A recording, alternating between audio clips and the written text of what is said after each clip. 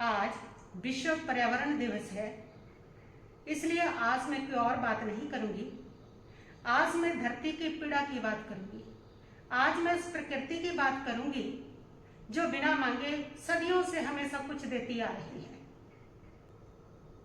आज सारा विश्व पर्यावरण दिवस मना रहा है। ये उस समय मना रहा है जिस समय प्रकृति भयानक रूप धारण करती जा रही है, जिस समय प्रकृति की रौद्रता हमारे सामने आ रही है।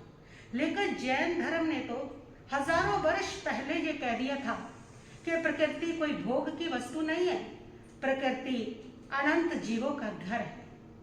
और यदि तुम इसका दोहन करोगे, यदि तुम इसका शोषण करोगे, तो प्रकृति का शोषण करने का जो पाप है वो तुम्हारे सिर पर आएगा और प्रकृति तुम्हारे से नष्ट होकर के और वापस तुम्हारा शोषण करेगी। और आज हम देख रहे हैं कि उस प्रकृति का शोषण करने की वजह से भूकंप, बादल फटने और उसके साथ साथ कहीं अग्निकांड, अनेक प्रकार के जो दुख है वो हमारे सामने खड़े हैं। आज इंसान का जीवन कम होता चला जा रहा है। आज उसको सांस लेनी मुश्किल हो रही है, इतना जलवायु प्रदूषित हो चुका है। आज यदि हमने दूसरों का जीवन छीना है तो हमारा जीवन भी छिन रहा है। प्रकृति का दोहन किया है तो हमारा भी हो रहा है। और ये बात भगवान महावीर स्वामी ने हजारों वर्ष पहले कह दी थी। उन्होंने कहा था कि जल में भी जीव है, पृथ्वी में भी जीव है, हवा में भी जीव है, वनस्पति में भी जीव है। जिस पेड़ पौधे को आप साधारण वृक्ष समझते हो, जैन दर्शन उसको वनस्पति काय जीव कहता है। वो जीव बोलता है उसको, वनस्पति काय जीव है। ये साधारण वृक्ष, साधारण वनस्पति नहीं है, ये वो जीव है। और वैसे ही उसकी रक्षा करता है, उसका संरक्षण करने के लिए कहा है। और यदि हम इसको तोड़ते हैं, इसका दोहन करते हैं, इसको नष्ट करते हैं, किसी वृक्ष की शाखा को तोड़ते हैं, हरियाली खत्म करते हैं, तो समझ लीजिए कि ये प्रकृति का किया हुआ दोहन सिर्फ प्रकृति को नुकसान नहीं है, वो हिंसा है। और हिंसा के रूप में ही लौट करके आया करती है। परस्परोपग्रहो जीवा नाम, परमात्मा ने कहा है सभी एक दूसरे का उपकार करते हैं, एक दूसरे के परस्पर सहयोग के साथ ही ये जीवन चलता है। तुम्हारे सहयोग से प्रकृति का जीवन चलता है और प्रकृति के सहयोग से तुम्हारा जीवन चलता है। एक दूसरे के सहयोग से जीवन चलेगा। यदि हम एक को भी मिटाने की कोशिश करेंगे तो दूसरे का जीवन असंभव हो जाएगा। आज यदि हम प्रकृति का जीवन समाप्त करने की कोशिश करेंगे तो इंसान भी नहीं पाएगा। इंसान भी तभी जी पाएगा जब वो प्रकृति को जीवन जीने का मौका देगा। इसलिए परमात्मा ने हजारों साल पहले कहा, उन्होंने कहा जियो और जीने दो। ये सिर्फ मनुष्य के लिए नहीं कहा, ये हर प्रकृति के जीव के लिए कहा है, हर प्रकृति के उस तत्व के लिए कहा है कि जियो और जीने दो। ये धरती केवल मनुष्य के लिए नहीं है, ये धरती के पर अधिकार जितना इंसान का है उतना ही अधिकार जल का है, उतना ही अधिकार वनस्पति के जीवों का है, उतना ही अधिकार वायु का है, उतना ही अधिकार कीड़े मकोड़ों का है, उतना ही अधिकार हर जीव का इस धरती के ऊपर है जितना अधिकार इंसान का है। इसलिए प्रकृति की संरक्षण ही हमारे जीवन का संरक्षण है। प्रकृति का दोहन हमारे जीवन का ऑटोमेटिक दोहन हो जाएगा। इसलिए ये हजारों वर्ष पहले बात कही है, लेकिन आज लोगों को समझ उस समय आ रही है जब वो प्रकृति का दोहन कर चुके, जब वो इसका रिजल्ट देखने के लिए तैयार आगे है, जब प्रकृति का रौद्र रूप सामने आ रहा है, आज समझ आई है। और आज कह रही है कि विश्व पर्यावरण दिवस मनाओ और लोगों को जागरूक करो कि वो पर्यावरण का संरक्षण करें। वो आज कह रहे हैं। और महावीर ने हजारों साल पहले, हजारों वर्ष पहले ये बात परमात्मा ने कही है। जिस समय हमारा जन्म होता है उस समय सबसे पहले हमें क्या चाहिए, क्या लेते हैं हम? सबसे पहले हमें वायु, हवा लेते हैं हम, और अंतिम श्वास तक हमारे साथ सांस रहता है। जब सांस खत्म होता है तब जीवन छूटता है। जो अंतिम समय तक भी साथ रहता है वो सांस है हमारी। और जिस वायु के ऊपर हमारा जीवन टिका हुआ है उसी वायु को हम दूषित कर रहे हैं। क्या समझदारी है हमारी?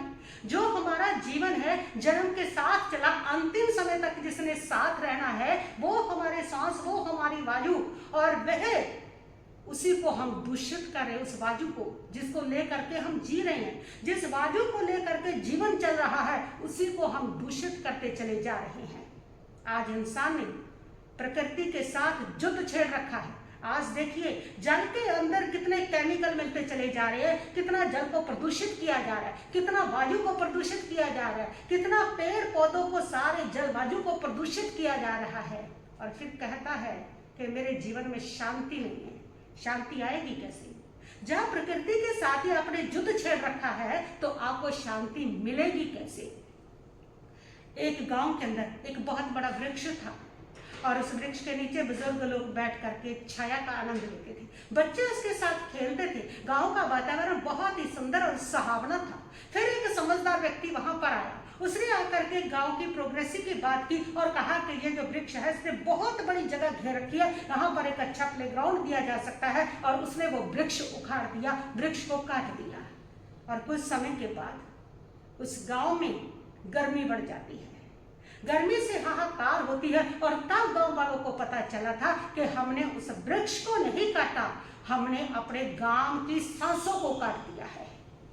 ये प्रकृति के साथ जितना तुम युद्ध करोगे उतना जीवन अशांति में जाएगा, शांति नहीं मिलेगी।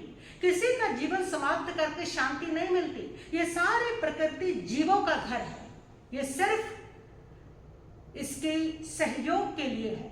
इसके ऊपर आप इसको भोग की वस्तु समझे कि सिर्फ हमने इसको भोगना है, ये उसके लिए नहीं है, ये आपके सहयोग के लिए है और जरूरत के लिए है, लेकिन उसके लिए नहीं है। और जब आप इसको भोग की वस्तु बनाते हो तब प्रकृति का रौद्र रूप आपको देखने को मिलेगा। जब जब इंसान ने प्रकृति को भोग समझा तब तब प्रकृति ने रौद्र रूप अपना दिखाया है। और जब जब प्रकृति को उसने सहयोगी समझा तब तब इस प्रकृति ने कल्प वृक्षों के रूप में इसी धरती को बहुत कुछ दिया है, बहुत कुछ दिया है। हमारे पहले जो लोग होते थे वो प्रकृति के साथ जीते थे, इसलिए उनका जीवन बड़ा शांत था। प्रकृति उस समय कोई उनके साथ रौद्रता नहीं करती थी। समय पर बारिश होना, समय पर सुहावना मौसम देना, पूरा सहयोग देना और बढ़िया मीठे और पोषक उनको पदार्थ देने, प्रकृति बहुत कुछ दे रही थी क्योंकि लोग भी प्रकृति का सहयोग करते थे। वो प्रकृति में भगवत्ता देखते थे और परमात्मा ने कहा हर जीव में भगवत्ता है, इस प्रकृति में भगवत्ता है, हर जीव में भगवत्ता है। कितने जीव इसमें बैठे हैं जो सिद्ध होने वाले हैं, जो भावी तीर्थंकर होने वाले हैं, जो मुक्ति में जाने वाले हैं, मोक्ष में जाने वाले हैं, जो बड़े बड़े इस संसार में काम करने वाले हैं। कितने जीव इसमें बैठे हैं जो आएंगे, मनुष्य बनेंगे, इस योनि को भुक्त करके और बहुत कुछ संसार को दे जाएंगे। उसकी भगवत्ता को देखो, हर जीव में वो भगवत्ता छिपी हुई है। और पहले जो लोग थे वो इस बात को समझते थे, इसलिए पहले जो लोग थे वो हर पेड़ पौधा, वायु, पानी सबको देवता कहते थे, देवता मानते थे। सुबह उठ करके धरती को प्रणाम करते थे, जल को देवी मानते थे, इसलिए उसका दोहन नहीं करते थे, उसका अनादर नहीं करते थे। पेड़ पौधों में भी देवताओं को मानते थे, उनका भी अनादर नहीं करते थे। लेकिन आज इंसान ने उसको भगवत्ता को देखना बंद कर दिया। आज इंसान ने सिर्फ अपने उपयोग के लिए इसको एक मात्र वस्तु समझ लिया है कि एक वस्तु है जिसका हमें उपयोग करना है, और उसकी भगवत्ता को देखना बंद कर दिया। आज इंसान कठोर हो गया। यही कारण है कि आज प्रकृति ने भी उसका जीवन सीमित कर दिया है। आज प्रकृति में जितना भी प्रदूषण आ रहा है, प्रकृति का जो रौद्र रूप सामने आ रहा है, उसके कारण इंसान जी कितना रहा है, यही 50 साल 60 साल, और जो जी भी रहा है वो कोई जीना नहीं है। इतने रोग, इतनी बीमारियां, इतनी तकलीफें, जब आप दूसरों को तकलीफ दोगे ना, वो तकलीफ तुम्हारे पर लौट करके आएगी। प्रकृति मात्र तुम्हारे सहयोग के लिए है, तुम्हारी आवश्यकता को पूर्ण करने के लिए है, वो दोहन के लिए नहीं है। वो तुम उसको समाप्त करो, वो उसके लिए नहीं है। आज सबसे बड़ा रोग क्या है? सबसे बड़ा रोग पता है क्या है? सबसे बड़ा रोग है जो इंसान को लगा हुआ है, और चाहिए। एक गाड़ी बन गई, एक और चाहिए। एक घर बन गया, घर और चाहिए। एक दुकान बन गई, और चाहिए। प्लाट बन गए, और चाहिए, और चाहिए, और चाहिए। और उस और चाहिए अनंत इच्छा होगी है, और उस अनंत इच्छा के कारण ही प्रकृति का दोहन हो रहा है, प्रकृति का शोषण हो रहा है। ये सारा प्रकृति का शोषण तुम्हारी अनंत इच्छाओं ने किया है, तुम्हारी आवश्यकताओं ने नहीं किया। जब जब तुम आवश्यकताओं में जियोगे, प्रकृति शांत रहेगी, प्रकृति का उस समय शोषण नहीं होगा। और जब जब तुम अपनी अनंत इच्छाओं का मुंह खोलोगे तो प्रकृति का शोषण होगा और प्रकृति कुपित भी होगी। ये इंसान की उस अनंत इच्छाओं ने किया है। यदि वो आवश्यकता तक जिए तो प्रकृति का उसको पूरा सहयोग मिलता है, प्रकृति शांत होती है। इसी धरती के ऊपर सतयुग आ जाता है, जिसको तुम सतयुग कहते थे ना, वो सतयुग इसीलिए था कि उस समय के जो लोग थे वो प्रकृति में भगवत्ता देखते थे, उसको देवी देवता समझते थे, इसीलिए वो सतयुग था। और आज जो कलयुग का प्रभाव देख रहे हो वो इसीलिए है कि दूसरे के जीवन को जीवन नहीं समझा जा रहा और अपनी उस अनंत तृष्णा के कारण, अनंत इच्छाओं के कारण दूसरों का दोहन, दूसरे का शोषण, दूसरे के जीवन को समाप्त किया जा रहा है और उसको समझा भी नहीं जा रहा। उसका कारण ही यही है। इसलिए जब भी कभी तुम किसी पेड़ के पास से गुजरो ना तो उसको केवल लकड़ी समझने की भूल मत करना। वह तो वो मौन तपस्वी है जो धूप सह करके भी आपको छाया देता है, जो पत्थर खा करके भी आपको फल देता है। सीखो, यदि सीखना है तो किसी वृक्ष से सीखो। आज पर्यावरण की सुरक्षा करना केवल सरकार की जिम्मेदारी नहीं, और अकेली सरकार पर्यावरण का संरक्षण कर नहीं सकती है, क्योंकि ये संस्कार, हर संस्कारों को जागृत करना पड़ेगा, जो संस्कारों से सुरक्षा होगी। और वो संस्कार हर घर में होने चाहिए। हर माता पिता अपने बच्चों को ये संस्कार दे कि पानी को व्यर्थ मत करो, भोजन को व्यर्थ मत करो, किसी पेड़ पौधे को व्यर्थ मत तोड़ो, व्यर्थ फूल को मत तोड़ो, बाजू को व्यर्थ मत दूषित करो। जब ये संस्कार आप अपने बच्चों को देंगे, अपनी पीढ़ियों को देंगे, तब जाकर के पर्यावरण की सुरक्षा होगी। और यदि तुम सोचो अकेले सरकार पर्यावरण की सुरक्षा करेगी, अकेले सरकार पर्यावरण की सुरक्षा नहीं कर सकती। पर्यावरण की सुरक्षा तुम्हारे संस्कार करेंगे और वो संस्कार तुम्हारे घर से शुरू होंगे। अपने घर में वो संस्कार जगाने पड़ेंगे, वहां से पर्यावरण की सुरक्षा होती है। धर्म जिसको तुम कहते हो वो केवल मंदिर में जाके पूजा पाठ कर लेना ही धर्म नहीं है। धर्म है कि बाजू की भी रक्षा करनी, जल की भी रक्षा करनी, पेड़ पौधों की भी रक्षा करनी, सारी जो प्रकृति है हर जीव की रक्षा करना, वो धर्म है। और अगर तुम सिर्फ पाठ पूजा कर रहे हो, माला कर रहे हो, इन जीवों की सुरक्षा नहीं कर रहे, तो तुम मात्र भलेखे में हो कि तुम धार्मिक हो। जब तुम धर्म कर रहे हो वो धर्म नहीं, जब तक दूसरे के जीवन की सुरक्षा करने का उत्तरदायित्व तुम नहीं ले लेते हो। पर्यावरण वो जीव है, पेड़ में जीव है। आज तो साइंस ने भी सिद्ध कर दिया, पेड़ में भी वैसी संज्ञा जैसी तुम्हारे अंदर है, वो भी सुख दुख महसूस करता है। पानी में भी, वायु में भी, इन सब में ये सारा प्रकृति जो है ना अनंत जीवों का घर है। और जब तुम इसको नष्ट करते हो तो अनंत जीवों का घर भी समाप्त होता है और अनंत जीवों का जीवन भी समाप्त होता है। और जब तुम इतने जीवों का शोषण करते हो तो प्रकृति तुम्हारा शोषण ऑटोमेटिक करती है। वो हिंसा, वो पाप, वो कर्म तुम्हारे जीवन में आते हैं और तुम्हारा जीवन ऑटोमेटिक ही दुखी होता है, तकलीफ में होता है, समस्याओं से ग्रस्त होता है। आज ये जो दुख इतने दिख रहे हैं ये कोई यूं ही नहीं आए हैं, कोई कलयुग ने, कलयुग हमने ही बनाया है, सतयुग हमने ही बनाया है। जब जब हम संभलते हैं तब तब सतयुग बनता है, और जब जब हम नहीं संभलते तब तब कलयुग बनता है। तो इसलिए आज हम संकल्प करें कि हम इसको, प्रकृति को व्यर्थ नहीं करेंगे, हम प्रकृति को बचाएंगे। जितनी आवश्यकता है उतना इसका भोग करेंगे और अपनी इच्छाओं के कारण, अपनी तृष्णाओं के कारण, अपनी आकांक्षाओं के कारण हम प्रकृति को नष्ट नहीं करेंगे। हम, और साथ ही सबसे बड़ा संकल्प ये हो कि हमारे भीतर संयम का वृक्ष हम उगाएंगे।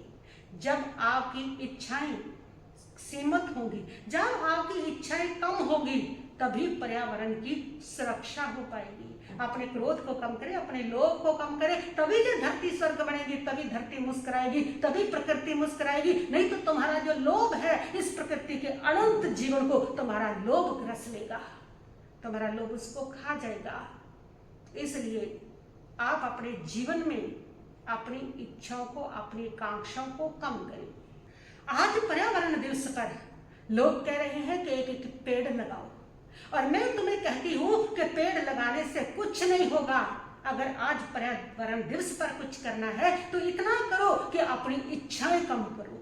इच्छाएं कम होगी तो उपभोग कम होगा, उपभोग कम होगा तो प्रदूषण कम होगा, प्रदूषण कम होगा तो हिंसा कम होगी, हिंसा कम होगी तो तुम्हारा जीवन में, समाज में, परिवार में, पूरे देश में, राष्ट्र में, पूरी धरती में स्वर्ग उतर आएगा। जब तक हिंसा रहेगी तब तक इस धरती पर दुख रहेगा। जब जब हिंसा मिटती है तब तब धरती पर स्वर्ग आता है, और जब जब धरती पर हिंसा होती है तब तब धरती पर नर्क का निर्माण होता है। इसलिए पेड़ लगाने के बजाय आज तुम्हारा संकल्प होना चाहिए कि मैं अपनी इच्छाओं को कम करूंगा, मैं उतना लूंगा प्रकृति से जितनी मेरी आवश्यकता है, जितनी पानी की आवश्यकता है उतना पानी लीजिए। क्यों व्यर्थ पानी को कर रहे हो? क्यों उन जीवों का जीवन विचारों का व्यर्थ कर रहे हो?